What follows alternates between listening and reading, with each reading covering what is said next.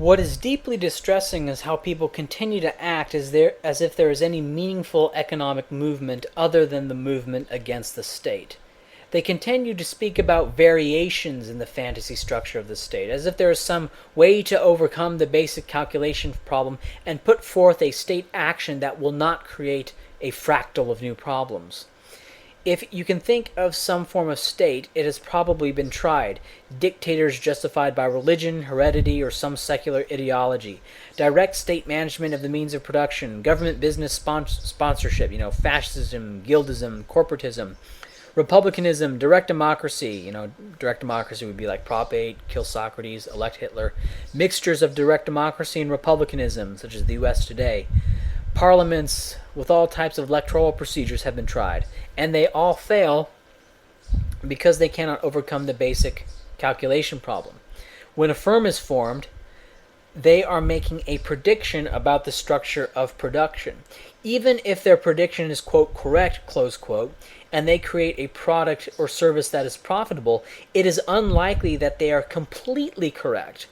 And so new firms will come along and create variations on the product or service that conform to the demands of society even further, or even better, in even better detail of what people want. People want Tickle Me Elmo, but a new firm came along and realized that what people really want is Tickle Me Elmo with slightly bigger hands and slightly bigger feet, right? And that's how.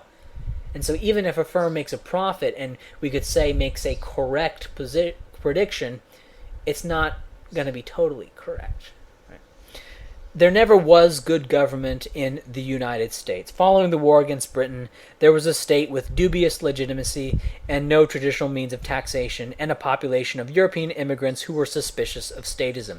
The Founding Fathers were not saints. They simply lacked the means to carry out the extortion. There was no age of miracles when government worked. That is why the urban areas of the early United States, despite being such a new place, had a standard of living that was visibly superior to that of Britain. Right? British soldiers would walk down the streets in the U.S. and would be stunned at how wealthy and how nice everything was. How much nicer it was than the nice areas of London. But even in the early U.S., blacks were either slaves or had few economic opportunities, and women had few opportunities as well.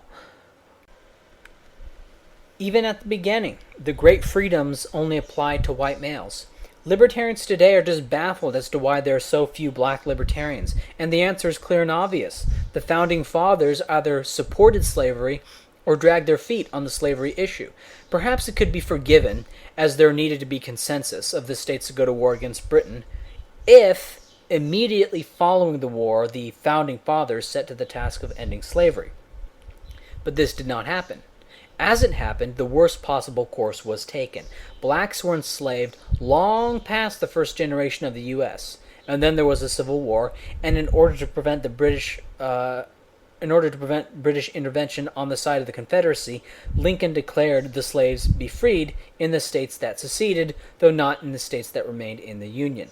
And so now you had a bunch of black people who were just slaves in political jurisdictions which clearly did not endorse their freedom, and who, as former slaves, were not integrated into the mainline structure of production.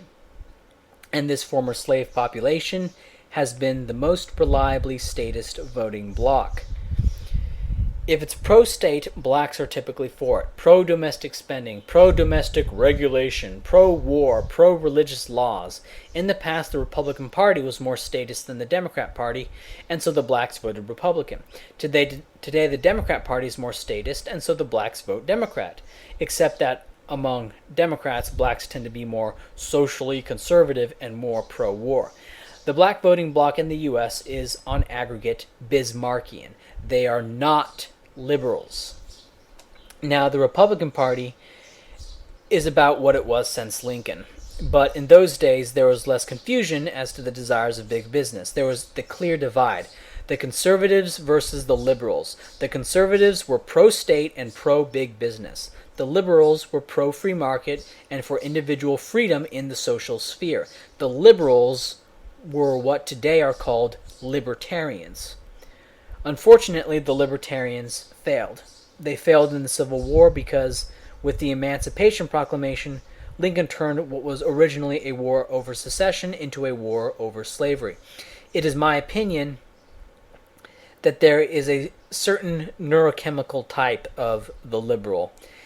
In the past, I was confused as to how I got along with modern-day liberals, as in fans of the Democrat Party, on a personal level, better than conservatives. Yet I'd always been roughly for a free market, and that has always been the main issue for me. It was the progressive movement that turned the libertarians into socialists, and that has led us to the split we have today. The neurochemical liberal doesn't support freedom anymore, but an interventionist state that he believes that can help the disadvantaged. And spoiler, it can't. It has become fashionable to say that the Republican and Democrat Party are equally statist, but that is not true. The deficits Bush ran pale in comparison to Obama's deficits, and the Republican Party, in terms of total spending, is not as statist as the Democrat Party, and it's visually obvious. And this makes sense theoretically. The GOP is the party of big business, and so they want big government to help the rent-seeking corporations, and in the past it was them versus the libertarians. The GOP views the state as a means to an end. The enrichment of corporations is that end. The Democrats view the state as the enabler of positive social change. Under George Bush, the GOP took a particularly sinister turn with the Iraq War, which benefited the oil producers by restricting oil supply and obviously benefited the defense contractors. While there is more potential for freedom among the Democrats, the Republicans are actually less bad at the moment. The Republicans are cheats. They want enrichment and guaranteed profits without having to provide value to society. It is possible to live a decent life in a highly cartelized market that would result from GOP domination. It is not possible to live a decent life in a society with direct state management of the means of production.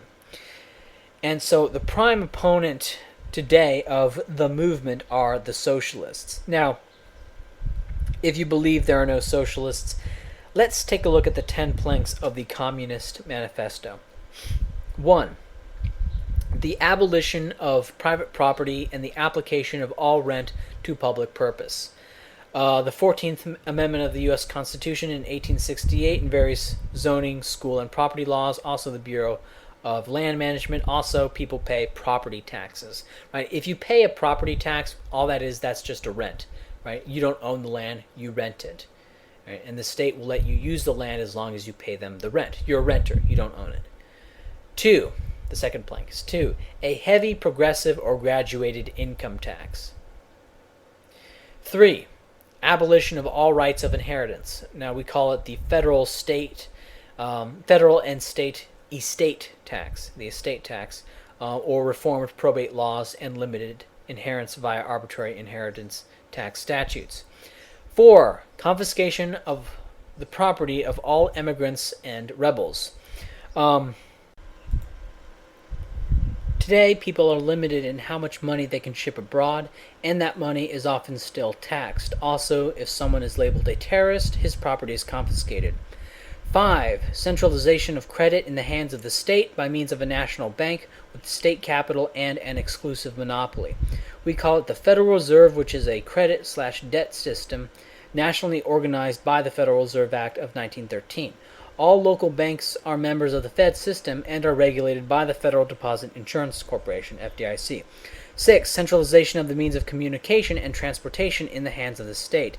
We call it the Federal Communications Commission, the FCC, the Department of Transportation, mandated through the ICC Act of 1887, the Commissions Act of 1934, the Interstate Commerce Commission, established in 1938, the Federal Aviation Administration, the Federal Communications Commission, and the Executive Orders 11490 and 10999, as well as the state-mandated driver's license and Department of Transportation regulations. Right? That's the centralization of communication and transportation. 7. Extension of factories and instruments of production owned by the state and bringing into cultivation of wastelands and the improvement of soil generally in accordance with a common plan. We call it corporate capacity, the Desert Entry Act, and the Department of Agriculture, as well as the Department of Commerce and Labor, Department of the Interior, the Environmental Protection Agency, Bureau of Land Management, Bureau of Reclamation, Bureau of Mines, National Park Service, and the IRS control of business through corporate regulations. 8. Equal liability of all to labor, establishment of industrial armies, especially for agriculture. And we call this the Social Security Administration and the Department of Labor. The national debt and inflation caused by the central bank, the communal bank, has caused the need for a two-income family, though this plank does not seem to be something that is actively pursued by the current U.S. government, as there are plenty of people who are not working and are still being given a living.